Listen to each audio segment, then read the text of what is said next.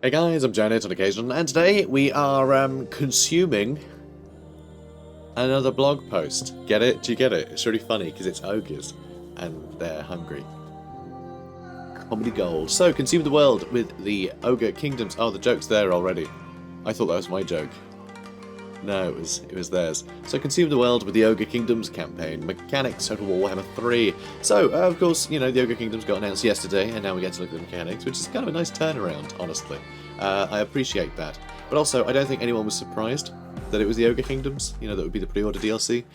You know, some people were hoping for Chaos Dwarfs, but I think Ogre Kingdoms are always going to be the more likely. I think the only thing stopping them was the fact that maybe they'd make a good campaign, like race pack, that people would be willing to pay for. But I'm glad that it's this way round. They can get all the sort of essential stuff in the campaign in, and I see Ogre Kingdoms as being essential. Even more so than the Chaos Dwarfs, which a lot of people are pining after. I know, but hey, had to be one or the other, right? But no, the Ogre Kingdoms, the Mountains of Morn, is their domain.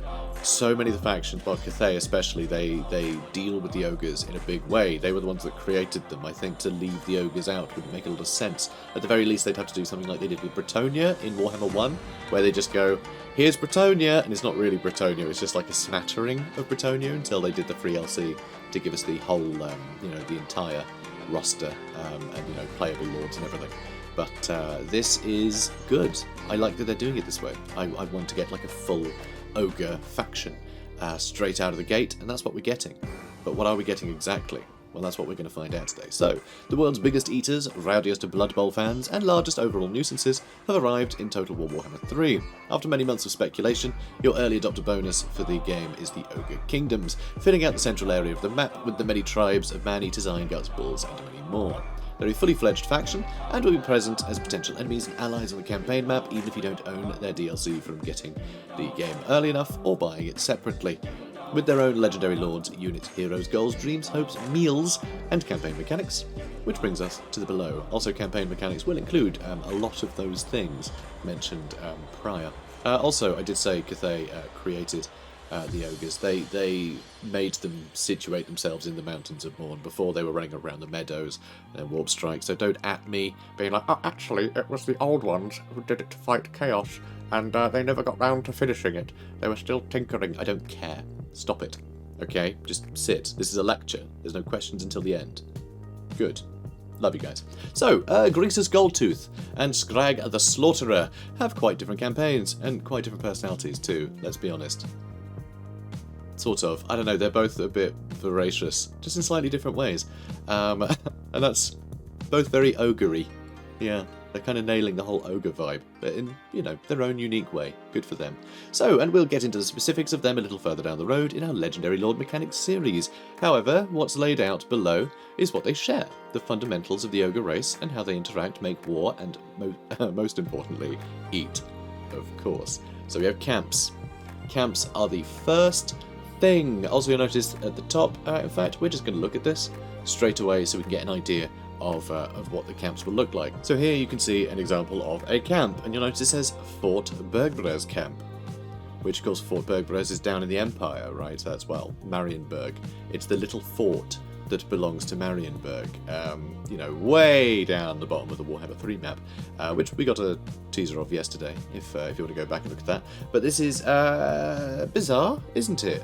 Why would the ogres have camps all the way over there? And does that mean that Fort Bergbrez isn't a fort anymore? But no. So here, entire building tree. This counts as a main settlement building, which is amazing, and just that is revealing in and of itself. But also we have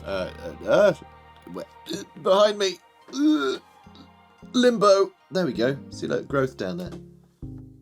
Could I have just moved the capture? Yeah, probably. Could have just zoomed in on it, but that wouldn't have been fun. So anyway, here we have growth down the bottom. You'll notice it's a big number because all of these buildings are going to require growth. You might think, oh, so it's a horde. Not quite. So let's go back and read all about it. And so perhaps the most iconic area of ogre society is the camp, a great set of buildings, or often assorted piles, around a central pot of meat, gristle, beer, and whatever else has been thrown in on this occasion. Ogre camps can be set up at any sufficient distance from existing settlements and act as major settlements for the faction. Any captured or colonised settlements are miners with 4 building slots and max rank 3. which I think is pretty cool. So basically, you'll build a camp, which will be the main thing, and other settlements will all count as minor settlements that aren't a big deal. So essentially, you're never going to move in to a new settlement fully. You'll go there to like pick up some lunch, but you're going to be bringing it back to the main camp, which I think is really cool. It's a really unique way of doing the ogres' sort of nomadic thing. You know, their sort of lifestyle, while also coming up with an entirely unique mechanic for them, which I think is really good, really thematic, and it means that they don't necessarily need to cram in a million more settlements just to sort of give ogres a chance to grab some stuff without wiping everything out. They will actually be able to do some more raiding and you know, setting up bases all over the place, and you could even spawn the odd ogre faction miles from the Mountains of Morn, just knowing that it'll probably set up a camp in an area that'll make that entire part of the map feel completely unique, because suddenly, like, oh crap, the ogre decided to set up in my territory, you know? I think it'd be really cool. There's a lot of potential here, for sure. So, camps are limited in number by technology, and as you'll see below, unlocking your first camp is the initial tech for the race. New buildings require population surplus to create, similar to a horde, and if the garrison is defeated, the camp is destroyed. So they're only temporary settlements. Once it gets defeated, the camp is gone, which I think is really cool. You know, these sort of temporary cities, almost. So, however, as well as providing access to higher tier units and buildings, there are some massive benefits to camps. They can be deployed in any territory and at any distance from your other lands, as long as you can get an army there. Assuming it's in enemy territory, the garrison inside will automatically be raiding the province in its every turn. It's in every turn. So it'll be a raiding camp as well as being a city that you've created, essentially, which makes a lot of sense, again, because they're going to pop out for lunch, and the people who live there probably aren't going to be too happy about it, especially if you're at war with them. You can't go to the market and buy, you know, a suckling pig. No, you're just going to take it. And probably the farmer as well, let's be honest. So, yeah, it makes perfect sense. I love it. It's just ogres are going to ogre, aren't they? So I think this is really cool, and it's a great way to represent this. I think it's fantastic. So, we'll automatically be raiding the province. It's in every turn, generating additional income. This garrison can be reinforced by trading units to and from it with an army or recruiting directly into the camp, meaning you can have a properly massive and powerful raiding army that is also well defended within a pseudo-settlement that must be sieged to be destroyed. It can also provide units to passing armies, giving you a refueling and upgrading station for your forces when they don't have the time to recruit themselves. So you can essentially make an entire network of these things, which is so cool. I think it's such an interesting, like, unique dynamic. Provided you have enough technologies for it, anyway. But yeah, super cool, super unique. But also this this thing of being like a recruitment thing, recruitment hub, I suppose, and you being able to trade units between armies and this garrison. It's basically like a black arc that can't move, that has more buildings that will give you more powerful bonuses. And, you know, potentially income and all sorts. You know, it works more like a settlement. It has like imagine a black arc that can't move, but it's on land, and has a full complement of building slots. And, you know, buildings that function like actual buildings would. It's kind of awesome, right? I think that's a really unique idea. Even if it is, you know, slightly derivative to be a bit pretentious about it. So derivative. But I think it's brilliant. This works so well. I wouldn't have imagined this, but this is perfect, I think, for ogres. So, next up, camps also exert a sphere of influence of decent size on the campaign map, and any armies within that area will receive various bonuses, like a black arc, as well as being able to use local recruitment. Various buildings inside the camp will also have effects within this area of influence, letting it provide additional replenishment, extra meat, see below, or other benefits. Naturally, I've got a fly buzzing around me now. Anyway, so, naturally, this makes placement vital. To consider, a more defensible location on the edge of your own territory is valuable, but one in the centre of enemy provinces is quite a different prospect. The more fighting within range of a camp, the better. For other factions, ogre camps represents a place to bring ogre talents aboard. Any army that is near an ogre camp and is not at war with the owner can hire ogre bulls as mercenaries. So, where in Warhammer 2 we had that mechanic of, an ogre camp has appeared, but it wasn't like a tangible thing. It was just like an event. You would walk onto it, and it would it would give you an event where you'd pick the ogres you're recruiting. Now, there are going to be ogre camps around the map that are actually working and dangerous, which is really cool. I think that's fantastic. I think it's a really nice thing to have. So, of note is that the non-recruitment buildings and camps also provide some pretty hefty upgrades. Loot piles give an obnoxious amount of gold per turn, while there are options for massively reduced upkeep of the units inside. Similar to a Black Ark there. So, you know, you can make sure you can properly defend it.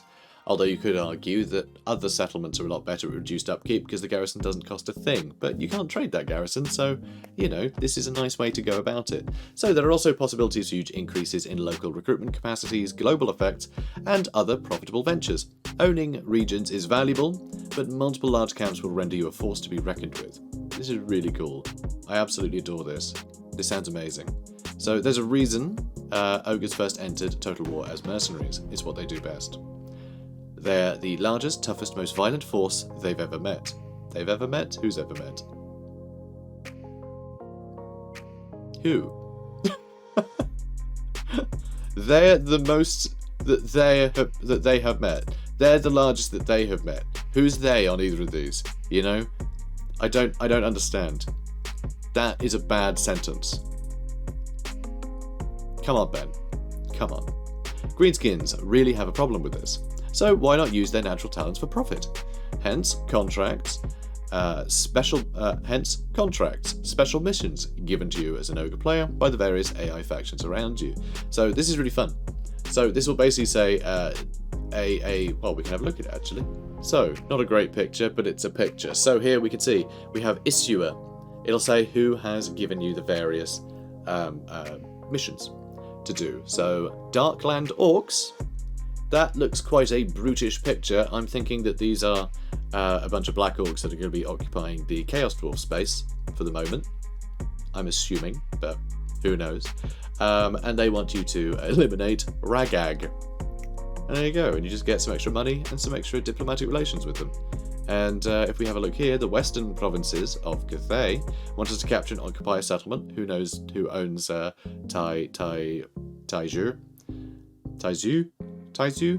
Something like that. Anyway, who knows who that belongs to, but it doesn't matter. It gives you 3 grand. Like, these are quite good. These are some pretty big bonuses, so I really like it. And the Lazargs, who, judging from the flag, I would have said greenskins, but it seems to be greenskins with a moustache, which makes me assume it's other ogres, you know. But anyway, because I'm not familiar with the name Lazarg, but probably ogres. I can assume ogres? Might be. Anyway, more money. I think it's really cool. So you can just accept a contract, which I really like. So let's go back and see what the blog has to say about it. So every 10 turns, you'll be presented with 3 potential contracts. Each for attacking cities, killing characters, or destroying armies. These will come from factions you are not at war with and offer money for completion. You will also get a significant relationship boost with the hiring faction should you complete their contract. This is a good excuse to start a war, usually one you'll get a good reputation with someone else nearby. Of course, money talks much louder than loyalty, and there's nothing stopping you from turning on just about everyone once you've taken the gold they're willing to give up without a fight. So this, I think, is really fun because this is a great way to essentially randomize a route through the campaign, especially when you're in a position where you can create a camp and be basically anywhere. The idea that there'll just be nearby factions will say, oh, could you help me with this enemy? You're going to end up being at war with a bunch of people you otherwise probably wouldn't instinctively go for. You know, there wouldn't usually be a normal route through, just from, you know, I guess different factions with aversion just systematically declaring war on you as you discover them, you know, that's usually the case. This will force you into completely different directions, which I think is really nice, at least in theory that should be the case, which I think is brilliant. I think it's a really, really cool little addition, and again, it's Ogre Kingdoms, that's their thing, you know, they work as mercenaries. If you don't have a thing like this, then you're kind of doing them wrong, but I love it, I love this, I think it's really unique.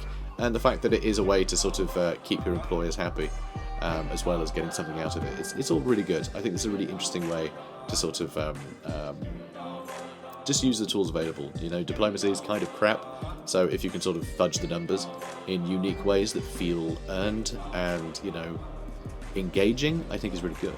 So, meat. Meat. So here we have a graphic, bloody and raw. Come and get it. Fill your bellies. Give me gut magic. So these all cost 8 meat by the looks of it. And you can see they all have 10 duration. Melee attack plus 10, campaign movement range plus 20%, global recruitment duration -2 turns to a minimum of 1, and Winds of Magic Power Reserve plus 5 per turn. So, all these bonuses, this to me just looks like you spend meat on what would be like a right. This to me feels a bit like the right system for Warhammer 2. But let's see what they make of it. So, as your body may run on water and nutrients and our economy on the blood of the workers, Ogre Society runs on meat. Eating and fighting are the central tenets of everything they do, and usually the fighting is to get ready for a big batch of eating, and the eating is so they're well fueled for the fighting. The two are often combined in horrific displays of brutality on the battlefield that will send enemies fleeing. Thus, every ogre army has a separate upkeep, as well as in gold, of meat. So that concerns me a bit, because I'd like to spend all that meat on fun bonuses, but if I'm having to pay meat for my characters, then, well, we'll have to see how that goes. 1 unit, 1 meat consumed. That's going to be a lot of meat for a big army, huh? So the meat each army has, and if it's increasing or decreasing, is tracked above its banner on the campaign map, in the same spot as any passive effects, and if it's garrisoned or not. This upkeep is waived when within range of a friendly ogre camp. Nice. And as mentioned, there are plenty of camp buildings with interactions surrounding meat. Naturally, enemy armies can also be, processed into meat, post-defeat. Far from just a second upkeep bar, meat also has a number of uses. Anytime an ogre army is engaged in battle, it can initiate a pre-battle feast. Up to 5 meat can be used from its stores, with each piece giving a stacking bonus to speed, charge bonus, and unit mass. Bigger, heavier ogres do bigger, more powerful charges. That's really good. In addition, all ogre armies can initiate offerings to the Great Maw, giving some of their meat up for bonuses. These are buffs that last for the large number of turns for that army and are the ones we described above. Only one of these buffs can be active at a time, but they have permanent uptime, assuming there is always spare meat lying around when the offering is available. So that is nice that you don't have to babysit it, you can just have it as a recurring fee. Sort of a meat subscription. Yum. So this sounds really interesting. I kind of like meat being an additional resource to take into account, like Winds of Magic are for demon factions. I think that's kind of nice, and that is a way that sort of it makes really long distance travel, if you're going to go set up a camp on the other end of the world, it means that it's going to be a real mission to do, and I think that's really fun. I think that's a really nice thing. It isn't just like, okay, hit start campaign, run across the map, set up a camp and do a campaign there. It'll be like a real challenge and a mission, which I think is good. I think that'll be fun. You know, you have to pick fights along the way. So that sounds good to me. So, next up, we have big names. The biggest of names. Ogres can't read or write, and have no interest in the matter. Their campfire stories, once the fighting has died down, and only the most obese are still eating, come from personally told tales handed from generation to generation or bragged about from the perpetrator. Thus, the concept of ogre titles, or big names, was born. While Cetra may claim the most length, ogres have the largest breadth of names, and their possible meanings. Matron. Each and every ogre lord has 4 big names he can strive for, each with different unlock conditions. This is as true of our legendary lords, Greasus Goldtooth and Skrag the Slaughterer, as it is for the tyrants and slaughtermasters that lead your other armies. For the legendary, there is a bespoke choice of 4, while the others take a random selection from a wider pool for each lord type. Once a big name is unlocked, it can be equipped as a primary title, giving a specific effect. The system as a whole is similar to the passive traits that lords advertise when they are hired, but customizable depending on your plans and usually more powerful. Changing primary titles can be done on a short cooldown, so mix and match as needed. So what this actually reminds me of is more like the titles that you unlock in 3 Kingdoms. So in 3 Kingdoms, if you sort of, you hit certain goals, you would unlock a title, which you could then assign to somebody. I believe that's how that worked, or you unlocked a title for that particular character. I can't entirely remember how it worked. I think you could assign them to whoever. It's been a while since I played Three Kingdoms.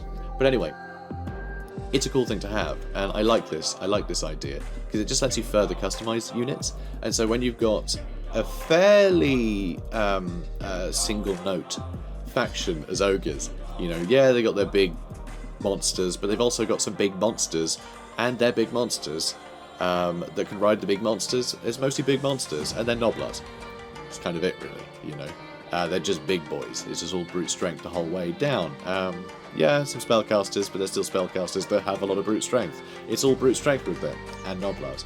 So the idea of having ways to actually customize all your big lumbering brutes in various ways, I think that's a nice way to just to help define those characters, make them feel a little bit unique, give them a bit of flavour, because a name earned is one you're more likely to remember.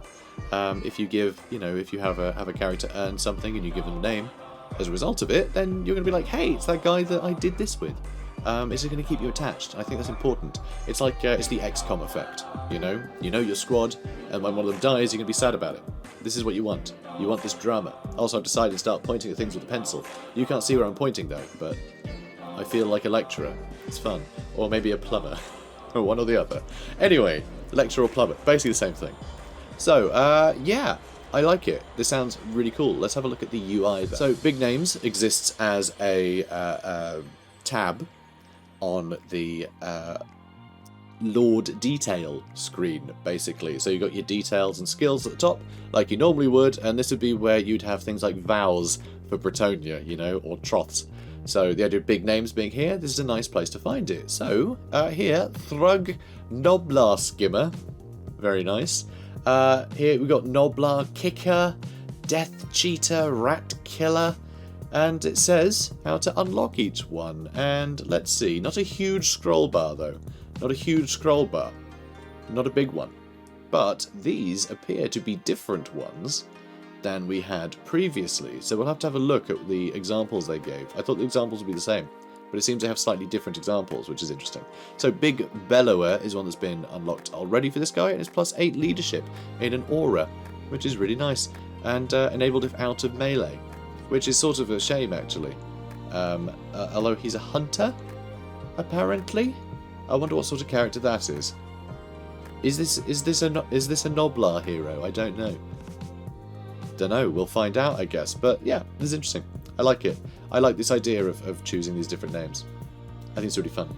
This is exciting. I'm excited. Okay, judging from the speed, it's got to be an ogre. Yeah, that's got to be an ogre. I can't really tell from his skills though what he might be. Hero. That didn't tell me much. And he still gets traits. Behind me here, you can see, it says Tactician. So he still does get traits too, so that's pretty cool. So anyway, that's all a lot of fun. And yeah, let's go have a look at the blog again. So here we have, here's 4 from a random tyrant, Thrug Brutebane, that he just generated. So there's Arsebelcher. Unlocked by It Is a Mystery. Well, grants Arsebelcher ability, a leadership debuff for all enemies nearby. That does not surprise me at all. If someone was belching out their arse, I probably wouldn't want to stick around and fight them. So, Camp Maker, unlocked by deploying a camp with this character. Grants +1 control to local province. Boom Maker, unlocked by winning a battle with a unit of lead belchers in the army, and that grants +20% missile strength for various ranged units. And then Kin Eater, unlocked by losing a battle but killing more enemies than your opponent. And that sounds real, like, I imagine if you're going to lose, that's still going to happen. Although, maybe if you've got a lot of Noblars, maybe not. But generally, I think you're going to get a few kills per unit you have, no matter the odds. So anyway, bit tough though. If you want it, you have to lose a battle, and that's a hard pill to swallow, really, isn't it? So grants a passive ability, Kin Eater, which gives Unbreakable to this lord, so long as they have over half HP. Interesting. That's also very interesting, because the idea of it being Kin Eater, obviously if they lose a fight, then they're going to end up eating a bunch of their own, because they wouldn't have got to eat the spoils of that battle, having lost, which is, yeah, nice way to inject some flavour into there and show just how heartless the ogres are. You know, they live to eat, and at the expense of others, so be it. So, as you can see, they aren't army defining, but could be used to make specific lord more his own, as well as giving mini objectives from turn to turn with each of your armies. The legendary lord versions are a step above these in power, supplementing the power of your faction. So this I really like, for a bunch of reasons, because this will go really well with the other quests you've got on the go, with the different contracts that you're getting from people. So it just gives you a lot of things to do in a campaign that probably isn't going to be defined by your ability to paint the map your faction's colour, which I think is really good. I think that's a really important distinction, and I think that really makes you play more in line with the sort of, I guess, the personality of the Ogre Kingdoms. So I think this is really cool. And then we have the tech tree. So as mentioned, the subtleties of language and thus research, knowledge retention, education, and much else that the rest of the world uses to advance society are mysterious and uninteresting to ogres. Instead, their idea of research is mostly theft, coming up with better ways to eat more and charge higher sums for their services, and consuming the brains of their enemies to discover new possibilities. Hooray! Their tech tree reflects this by being focused on key points that increase the number, of camps you have access to, as well as the starting population of those camps, letting you set up new buildings quicker. It is quite a dense tree, echoing its researchers, taking not a lot of time to go from end to end if you simply focus on progressing, but with lots and lots of possibilities to take the tech here or there that significantly buffs a unit or economic element. Several of the camp improving techs also unlock powerful army abilities focused on consuming prisoners in battle for fantastic and terrifying effects. Oh joy, oh joy, oh joy, that sounds lovely. So then we have Fill Your Belly, which is nothing actually, but let's go have a look at the tech tree, shall we, before we read the conclusion? Is it a conclusion? Outro, perhaps. Something. So here, the highlighted one is immediately interesting. Ogre Throng. When several smaller ogre camps become large enough and touch a bigger gathering, a throng is formed. I love the little bits of flavour text on these things. I really do. I hope we get a lot of variety in terms of flavour text. I think if I was going to design a tech tree, I would just go through like all the books relating to that faction and just find cool stuff about them. Write all that down and then figure out something that might be tangentially related to it. That's the way to do it, I think. And if it comes out a bit weird and gives some weird bonuses, who cares? It's fine. You know, just make it flavourful. That's all I care about here. So, Ogre Throng will give camp limit +1, population surplus 1 for newly deployed camps. So, kind of nice, they get a bit of a head start when you deploy them. And army ability Butcher. Excuse me, it's been a long day. So, Butcher seems pretty good. So, it has a duration and a cooldown, but it's an army ability, so you'll get this, just attached to your army. It's not going to be attached to a character, but like, trying to think of it, something like Menace Below for the Skaven, an army ability. It's going to sit sort of outside of a unit on the side. And you can use that. So that's going to give you healing per second. It's going to give people their vigor back. And yeah, that's really good. That's just really useful to have something like that. And I guess you could sort of call that a snack. A mid-battle snack. It's pretty gross. So here we have Camp Huddle, Whetstones, Butcher's Spices, Bigger Spit, Larger Fire Pits, Better Bribes, Protection Racket, Gold Standard, Dinner Gong, Camp Foraging, Saddle Saw Cream, Ride and Stick, Noblar Scavenging, Ravaging Hordes, Firemouth Tribute. Sounds interesting. Preachers of Fire. So this is all about the fire belchers, isn't it? Ogre Breath, Live Bait, Bigger Tents, Battlefield Butchery, Overeaten, Gone Off Meat, Trade Relations, and Warpstone Rub. Lovely. I imagine it tasted mint. Just a hunch. Nice mint yogurt. So this is pretty cool. So now I guess to the conclusion. So fill your belly. Those are the ogres, or at least a description of what ogres can do. We still have yet to see the ogres. Violent, gluttonous, and a hell of a lot of fun to play. While they are not as automatically warlike as the demon races, who are as happy to work and ally with, so long as it pays. Yeah. Ogres will be on whoever's side is paying, which again just makes them really interesting. They are truly like morally grey. They just have one interest, And, you know, whether that means killing and eating you because you are the only source of food around, or just working for you quite, you know, subserviently and obediently. So long as it gets them food, they don't care. They have absolutely no qualms about doing anything to get food. So if you give them an opportunity, they'll take it, which I think is really fun. I think it makes them truly unique, truly morally grey. Just no care for morality whatsoever. Doesn't come into the equation. I think it's really interesting. Bunch of sociopaths, basically. So anyway, the haphazard nature with which they engage in warfare and their easygoing nature comes to the fore easily. Oh well, if someone's going to pay, why not take this city or that? Why not crush an army or kill a general? It's all meat for the belly after all. Very fun. So yeah, it sounds great.